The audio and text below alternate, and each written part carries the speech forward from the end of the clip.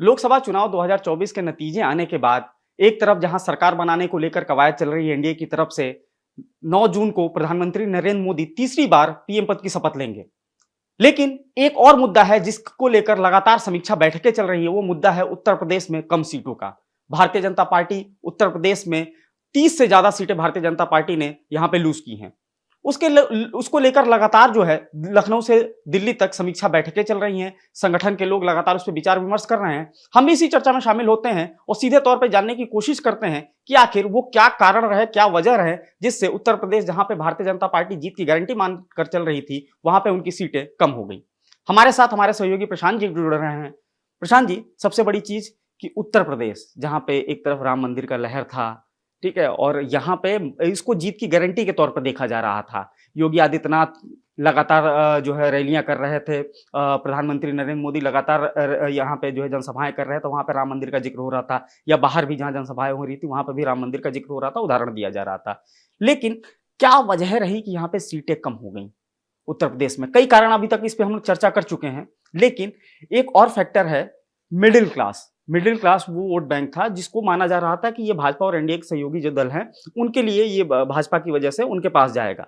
लेकिन उत्तर प्रदेश में कहीं ना कहीं इस जो वोट बैंक की उदासीनता सामने आई, या तो वोटर घर से नहीं निकला और जो निकला भी वो भी उल्टा पड़ा। क्या वजह हो सकती है, क्या कारण हो सकते हैं इसके? देखिए, आपके दो सवाल हैं। पहला मिडिल क्लास को लेकर के, और दूसरा आप जिक्र कर रहे हैं प्रधानमंत्री मोदी, योगी आदित्यनाथ और राम मंदिर का। सबसे पहले इसी पर आते हैं। देखिए, राम मंदिर का मुद्दा ठीक अच्छा था, सारी चीजें ठीक थी। मोदी का फेस था, ये भी अच्छा था। योगी आदित्यनाथ का फेस था, ये भी अच्छा था। लेकिन आपका जो सवाल है इसी को उल्टा कर दीजिए आप, कि उत्तर प्रदेश में बीजेपी सिर्फ इन्हीं तीनों के फेर में फंस गई, बाकी चीजों पर उसने ध्यान ही नहीं दिया। ना तो उसने लोकल कैंडिडेचर पे ध्यान दिया। सबसे ज्यादा और सबसे बड़ा जो फैक्टर है उत्तर प्रदेश में भारतीय जनता पार्टी का इतनी बुरी तरह से हार का, वो स्थानीय जो सांसद थे उनके खिलाफ लोगों की नाराजगी, उनके खिलाफ एंटी इनकम्बेंसी, इसको सीधे तौर पर दिल्ली में बैठे आला कमान ने इग्नोर किया, दरकिनार किया। यूपी की जो रिपोर्ट गई उसको भी दरकिनार कर दिया, और ये एक बड़ा रिस्क उस समय लिया गया कि इस बार भी मोदी के नाम पर जाएंगे। मोदी के नाम पर गए, मोदी के नाम पर वोट पड़ा, लेकिन कहीं ना कहीं उत्तर प्रदेश में सांसदों के खिलाफ जो नाराजगी है वो प्रधानमंत्री नरेंद्र मोदी का नाम, मुख्यमंत्री योगी आदित्यनाथ का काम उसको वॉश आउट नहीं कर पाया। एक तो सबसे बड़ी वजह ये रही। अब आपने कहा कि राम मंदिर लहर का जो सबसे बड़ा, मुझे लगता है कि राम मंदिर का अच्छा उसको फायदा मिलता बीजेपी को अगर चुनाव थोड़ा सा पहले हो जाते तो। हम और आप घर में पूजा करने बैठते हैं जून के महीने में, जो टाइम हम 10 मिनट देते हैं वो हम 2 मिनट में अगरबत्ती धूप बत्ती करके निकल लेते हैं। गर्मी बहुत ज्यादा है। मैं इसी की तरफ आपका ध्यान आकर्षित करना चाह रहा हूं। देखिए, इसमें चुनाव आयोग का बहुत बड़ा हाथ रहा। अगर यही चुनाव फरवरी और मार्च के महीने में हो जाते तो हमको उत्तर प्रदेश की टैली कुछ और देखने को मिलती। लेकिन ये जो नतीजे रहे, कई बार नतीजों पर मौसम का भी फर्क सीधे तौर पर देखने को पड़ता। और ये सबसे लंबा चुनाव रहा। आप सोचिए, आजादी के बाद या तो पहला चुनाव जो था वो हुआ, या तो ये दूसरा ऐसा चुनाव था। 2024 का चुनाव कई मायनों में, देखिए, प्रधानमंत्री नरेंद्र मोदी के नाम की, उनकी लहर की, उनका भी एक टाइम ड्यूरेशन है। ऐसा तो है नहीं कि उन्होंने 14 से अपना सफर शुरू किया और लगातार नए कुछ न कुछ नई चीजें ला रहे हैं, उसमें छौंका लगा रहे हैं और लोग जीत जा रहे हैं। भाई, उनका भी तो लगातार वही चीजें रिपीट कर रहे हैं अपनी भाषण में। आप प्रधानमंत्री मोदी के भाषणों का अगर एनालिसिस करेंगे, जो मोटे तौर पर मैंने किया, कम से कम 2014 में सबसे बड़ी बात उन्होंने, जो मणिशंकर अय्यर का बयान था, उसके बाद जिस तरीके से उन्होंने खुद को पीड़ित घोषित किया, वही चीज कमोबेश मुझको तमाम सारी रैलियों में नजर आई कि वो अपने आप को ये बताने की कोशिश कर रहे थे कि सारा विपक्ष उनको गाली दे रहा है। हाँ, वो लगातार बातें कर रहे थे कि तो आप एक ही चीज बार बार जब रिपीट करोगे तो उस पर शक पैदा होता है आदमी का। आपका जो कोर वोटर होता है उस पर भी शक पैदा होता है। तो ये मोटे मोटे दो चार जो चीजें हैं वो मुझे समझ में आई। राम मंदिर को लेकर के मैंने आपको बता दिया, लेकिन एक चीज मैं बताऊं, जो आपने अभी जिक्र किया बस उसका मिडिल क्लास का, तो एकदम सही बात है। मिडिल क्लास इसीलिए नहीं निकला जो मैंने आपको बताया। उसने छुट्टी बना ली। उसने क्या सोचा कि भाई इतना गर्मी हो रही है, कौन जाएगा। तो ये बहुत बड़ी दिक्कत रही। और भारतीय जनता पार्टी का वोटर वही मिडिल क्लास है जी, वही अपर कास्ट वोटर है सबसे ज्यादा बीजेपी का। और ऐसा नैरेटिव बना दिया उसमें विपक्ष ने कि संविधान खतरे में पड़ जाएगा, 400 सीटें अगर आ गई इनकी तो ये संविधान बदल देंगे। तो एक तरफ जहां भारतीय जनता पार्टी का सपोर्टर और उनका कोर वोटर बाहर नहीं निकल रहा इस उधेड़ बुन में रह गया कि मोदी है, सब हो जाएगा, सब मैनेज हो जाएगा, जीत तो रहे ही हैं। दूसरी तरफ जो वो तबका था जो पिछड़ा गरीब तबका था, दलित तबका था, ओबीसी के लोग थे, मुस्लिम्स थे, अल्पसंख्यक थे, उनको ये लगा कि अगर अब हम नहीं निकले तो क्या पता बदल दें। ये तो राशन दे रहे हैं, ठीक बात है, लेकिन अगर संविधान बदल गया तो हमसे सब कुछ छिन जाएगा। तो वो नैरेटिव कहीं ना कहीं उन वर्गों में फिट हुआ। और एक और बड़ी चीज अभी नहीं सामने आ रहा, लेकिन मैं आपको ये एकदम पुख्ता तौर पर कह सकता हूं, विपक्ष का जो 1:1 का फॉर्मूला था उत्तर प्रदेश में उसने काम किया है, उसमें कोई दो राय नहीं है। लेकिन उससे ज्यादा अगर काम किया है किसी भी सामाजिक, किसी भी जातीय समीकरण से ज्यादा, वो काम किया है नैरेटिव ने, संविधान बदलने। अच्छा, जो कि संविधान बदलने की नैरेटिव की बात कर रहे हैं, एक और बड़ा फैक्टर है बहुजन समाज पार्टी। उस पर चर्चा नहीं हो रही है लगातार। मतलब लोग कांग्रेस की बातें कर रहे हैं, समाजवादी पार्टी की बात कर रहे हैं, भारतीय जनता पार्टी के उत्तर प्रदेश में कम सीटों की बात कर रहे हैं।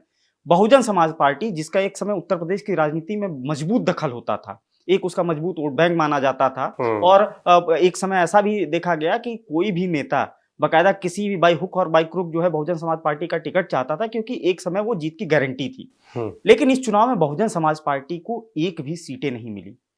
लेकिन कई जगह पे ऐसी चीजें भी सामने आई कि बहुजन समाज पार्टी का वोट जो है वो ट्रांसफर हो गया समाजवादी पार्टी और कांग्रेस कैंडिडेट की तरफ। कैसे देखते हैं इन सब चीजों को, और क्या मायने अब इसके निकल कर आते हैं? क्योंकि 2027 में ही उत्तर प्रदेश में विधानसभा चुनाव होगा। उसको देखते हुए बहुजन समाज पार्टी के भविष्य को आप कैसे आंकते हैं? देखिए, सबसे पहले मैं शुरुआत करूंगा एक बड़े इंटरेस्टिंग फैक्ट की, और दोनों तरफ से मैं एनालाइज करूंगा, क्योंकि दोनों जो समर्थक हैं वो अपने अपने तरीके से अपनी अपनी पसंद की चीजें लेकर के सामने आ रहे हैं। एक टैली सामने आ रही है कि उत्तर प्रदेश की 11 ऐसी सीटें हैं जहां पर अगर बहुजन समाज पार्टी चुनाव नहीं लड़ती तो वहां पर भी समाजवादी पार्टी या कांग्रेस के कैंडिडेट चुनाव जीतते।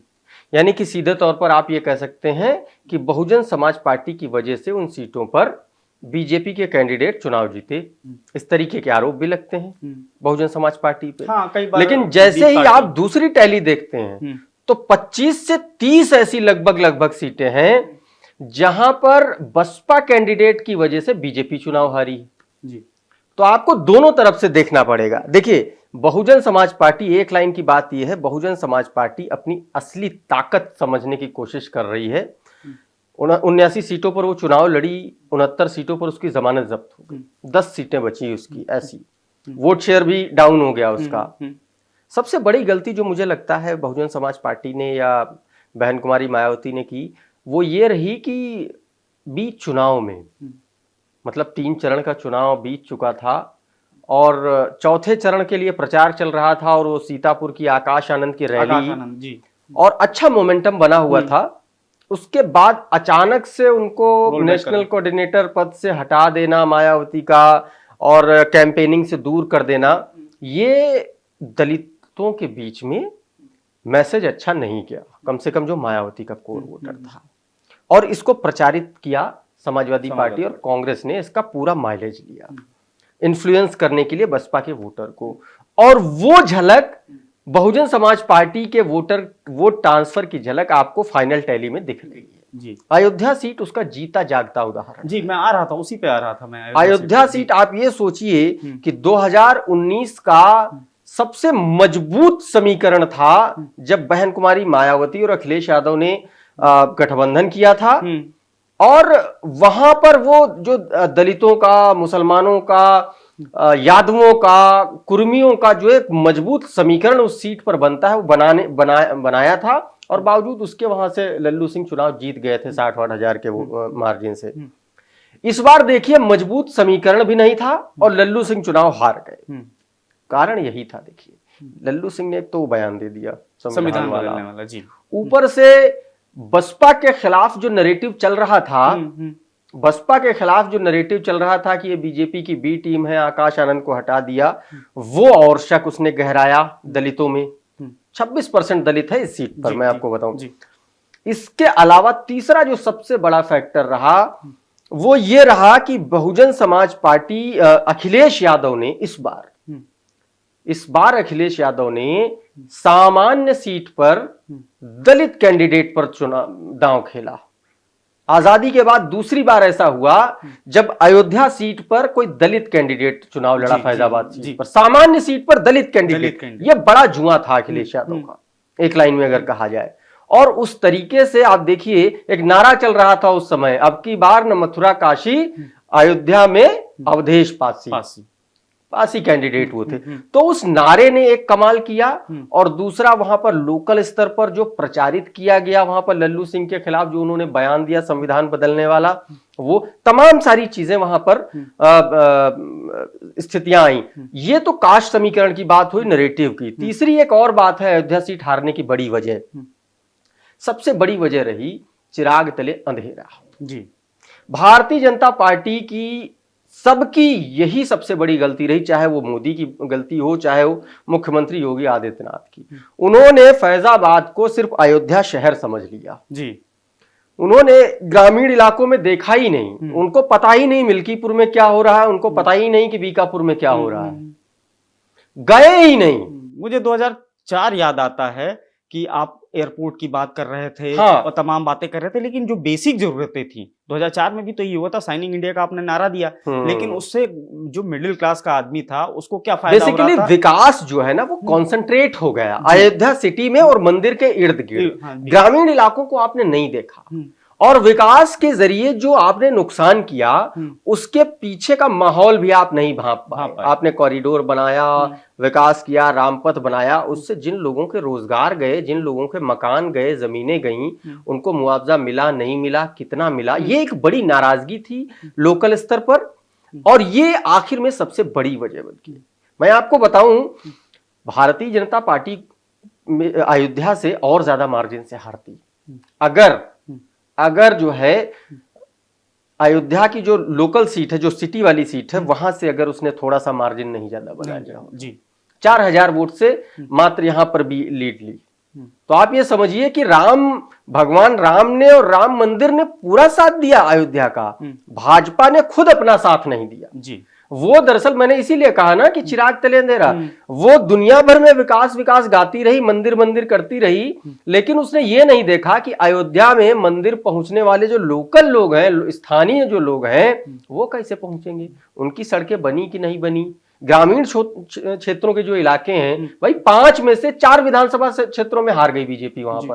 तो ये एक बड़ा सेटबैक है बीजेपी के लिए इस चुनाव में।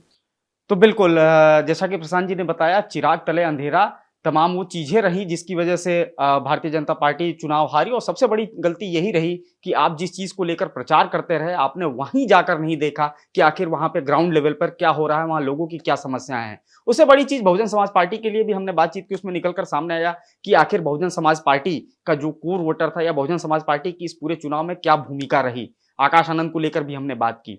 अगर आपको ये जानकारी अच्छी लगे तो हमारे वीडियो को जरूर लाइक करिए और कमेंट के जरिए बताइए कि आखिर इसमें जो हमने चर्चा की वो कितनी सार्थक रही। साथ ही फॉलो करते रहे हमारे डिजिटल प्लेटफॉर्म डेली लाइन को।